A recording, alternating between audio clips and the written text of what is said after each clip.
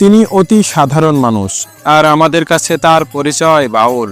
বলছিলাম ফ্রান্সের মেয়ে বর্তমানে ফকির দেবোরা জান্নাতের কথা।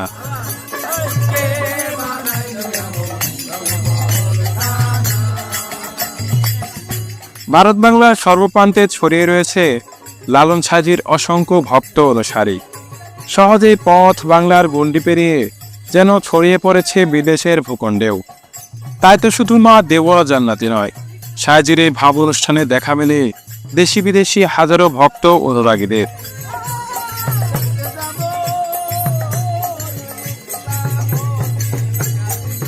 কুষ্টিয়ার সীমান্তবর্তী গ্রাম পাটপুর হেমাশ্রমে আজ থেকে প্রায় 8 বছর আগ থেকেই বসবাস করছেন দেবোরা কিউকারম্যান। সেখানে বাউল সাধক রাজন ফকিরের সাথে বেঁধেছেন ঘর। দুজনেই গুরু নহির সাইজির দীক্ষায় দীক্ষিত হয়ে পেয়েছেন খেলাফত।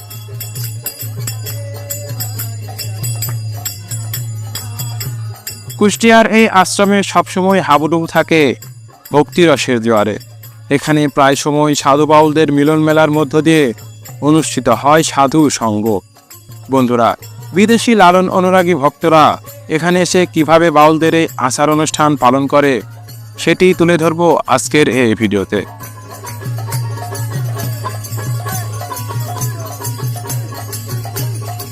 পরম ভক্তিতে মাথায় পারস নিয়ে যাচ্ছেন মা দেবোরা জান্নাত। রয়েছে দুপুরের মধ্যাহ্নভোজ, নিরামিষ খাবার।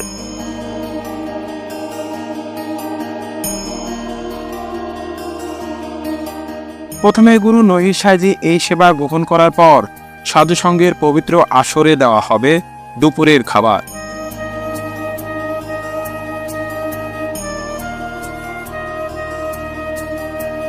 সেদিন ছিল রমজান মাস, কিন্তু সাধু ফকির তরিকার রমজান শরীয়তের প্রচলিত রোজা পালনের ধারা থেকে কিছুটা ভিন্ন ব্যাখ্যায় প্রতিষ্ঠিত। তারা মনে করেন রোজা মানে শুধু না খেয়ে থাকা নয়, রোজা মানে সংযম, রোজা মানে বিরত থাকা, নিজের ভেতরের অন্ধকার থেকে দূরে থাকা।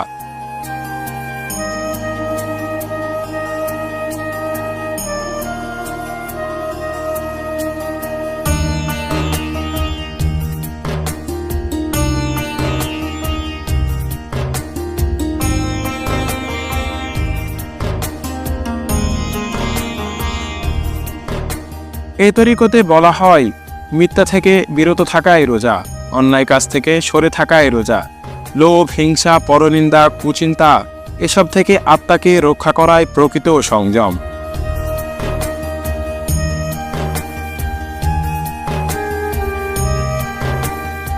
সাধু ফকিররা বিশ্বাস করেন আত্মাকে কষ্ট দিয়ে নয়, বরং আত্মাকে পরিশুদ্ধ করে, মনকে সংযত করে নফসকে দমিয়ে রাখাই আসল সাধনা। তাই তারা রোজাকে দেখেন আত্মশুদ্ধির এক আধ্যাত্মিক অনুশীলন হিসাবে। এমনকি এই মাসে দাম্পত্য জীবনে শারীরিক মেলামেশা থেকেও বিরত থাকার কথা বলা হয়েছে এই তরিকায়, কারণ সংযমই এখানে মূল সাধনা।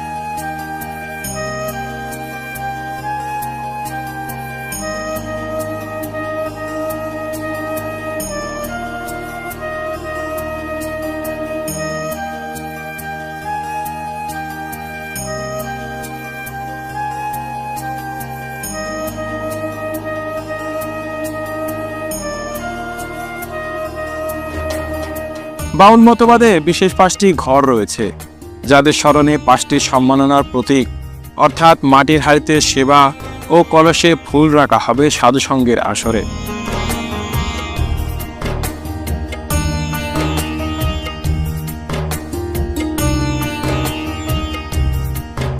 এখানে 5টি ঘর বলতে 5 জন মহৎ বাউলদের কথা উল্লেখ করা হয়েছে, যে 5 জন তাদের নিজ নিজ সাধনা, গান ও হাকিকত দর্শনে এই তরিকার বিস্তার ও গভীরতা বাড়িয়েছেন যুগের পর যুগ ধরে। তারা হলেন ফকির লালন সাইজি, দেলোয়ার শাহ, সতীমা, চৌধুরী ফকির, পঞ্চম পাঞ্জো শাহ।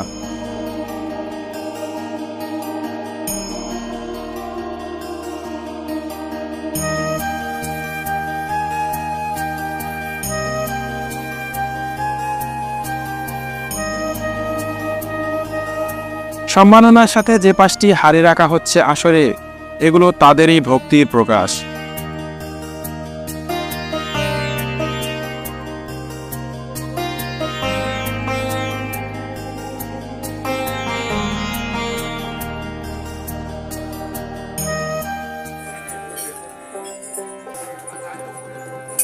বাউল দার্শনিক পাঞ্জো শাহের ভাবাসরে ভক্তি প্রণামের সেই নিবিড় মুহূর্ত অতিক্রম করতেই আস্তে আস্তে জেগে উঠল সুরের অন্তর্নীল তরঙ্গ।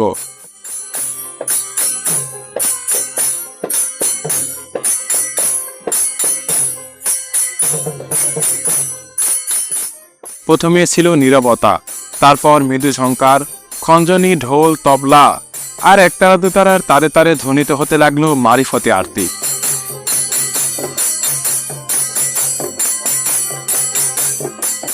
সাধু বাউলরা যেন বাহ্য জগৎ থেকে বিচ্ছিন্ন হয়ে গভীর ধ্যানস্থির ভেতর থেকে আহরণ করলেন সুর। এই সুর কেবল সঙ্গীত নয়, এ যেন এক অন্তর্গত সাধনারই উচ্চারণ।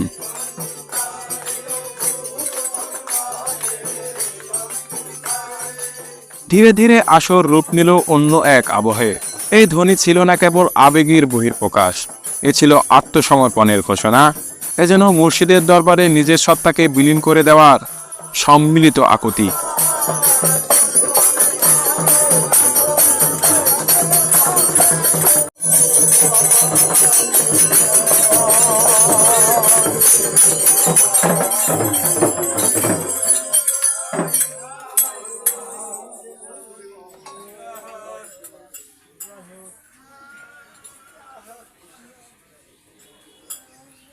এরপরে যখন সবাই একযোগে সিজদারত হলো গুরু চরণে, যেন মনে হলো এটি নিবেদিত ভক্তির চূড়ান্ত প্রকাশ।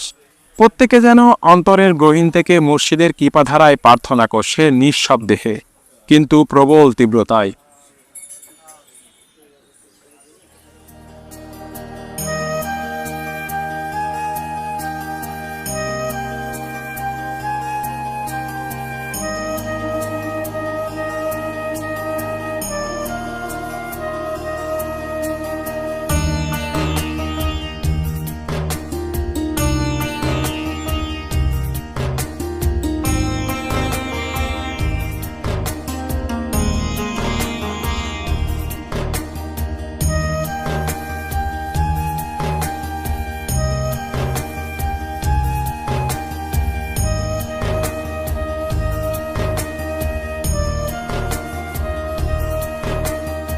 মুর্শিদের চরণ ভক্তের কাছে তা কেবল পা নয়, তা পথের দিশারা, তা আত্মার মুক্তির প্রতীক, এক অমূল্য ধন।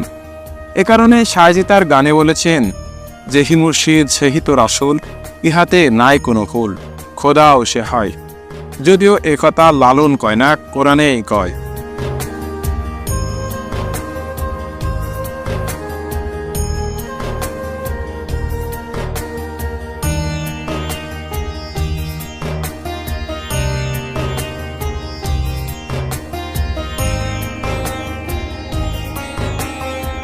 ভক্তরা নবীর মহব্বত হৃদয়ে ধারণ করেই গুরুকে ভালোবাসেন, কারণ তাদের বিশ্বাস মুর্শিদের মাধ্যমেই পৌঁছানো যায় সেই নূরের দিকে, যেখানে প্রেমই একমাত্র পরিচয়।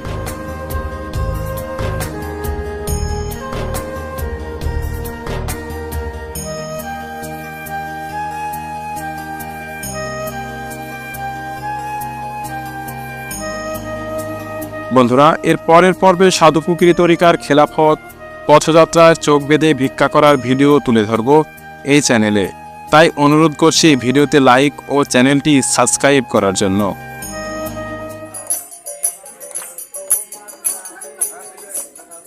আর ফরাসি নারী ও বাঙালি সাধুর খেলাফতের অনুষ্ঠানটি দেখতে পারেন স্ক্রিনে দেওয়া এই ভিডিও থেকে।